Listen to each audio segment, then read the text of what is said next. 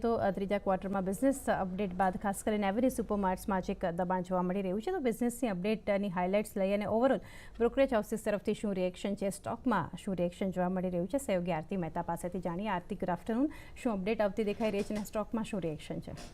Avenue સુપરમાર્ટની ખાસ કરીને વાત કરીએ તો બિઝનેસ અપડેટ જે રીતે અનુમાન કરતાં નબળી આવી છે તેને કારણે સ્ટોક નેગેટિવ રિએક્શન બતાવી રહ્યું છે.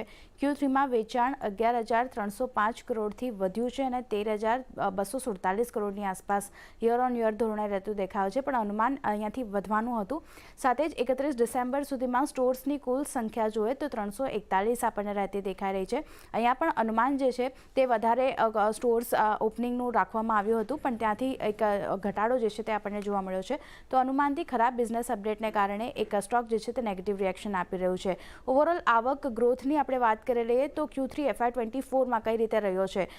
યર ઓન યર ધોરણે જોઈએ તો 17.2% ગ્રોથ આપણને એવન્યુ સુપરમાર્ટમાં જોવા મળ્યો છે અને QOQ ધોરણે વાત કરીએ તો માત્ર 7.6% ગ્રોથ અહીંયા આપણને બનતો દેખાયો છે. સાથે જ સ્ટોર ઉમેરાની વાત કરી રહીએ તો Q1માં જે 3 સ્ટોર કંપની દ્વારા ઉમેરવામાં આવ્યા હતા, Q2માં વધીને 9 હતા, પણ Q3 FY24ની વાત કરી લઈએ તો અહીંયા 5 સ્ટોર જે છે તે કંપની દ્વારા એડ કરવામાં આવ્યા છે. તો સ્ટોર ઉમેરાની પણ જે સંખ્યા ઘટી છે તેનું પણ એક રિએક્શન જે છે તે બિઝનેસ અપડેટ પર આપણને આવતું દેખાયું છે.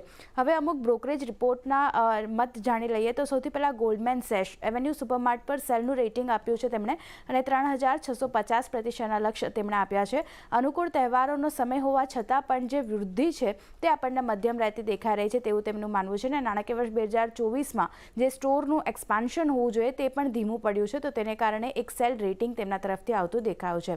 પણ બીજી બાજુ મોર્ગન સ્ટેનલી ઓવરવેટ રેટિંગ આપી રહ્યા છે એવન્યુ સુપરમાર્ટ પર. ટાર્ગેટ તેમણે 4,771 પ્રતિ શેરના આપ્યા છે. તેમનું માનવું છે કે ઓપરેશનલ મેટ્રિક્સ જે છે તે આગળ જતાં વધુ સુધરતા જોવા મળશે અને ખાસ કરીને કંપનીએ જે છે તે હવે સ્ટોર ઉમેરવાની જે ગતિ છે તેમાં વધારો કરવાની જરૂર છે. જો કંપની આ વધારો કરે છે તો ઓવરઓલ સ્થિતિ જે છે કંપનીની તે સારી લાગી રહી છે, એટલે તેમણે ઓવરવેટ કોલ આપ્યો છે. છેલ્લે HSBCની વાત કરી રહીએ તો તેમણે બાય રેટિંગ આપ્યું છે એવન્યુ સુપરમાર્ટ પર. લક્ષ્યાંક તેમણે 4,600 પ્રતિ શેરના આપ્યા છે.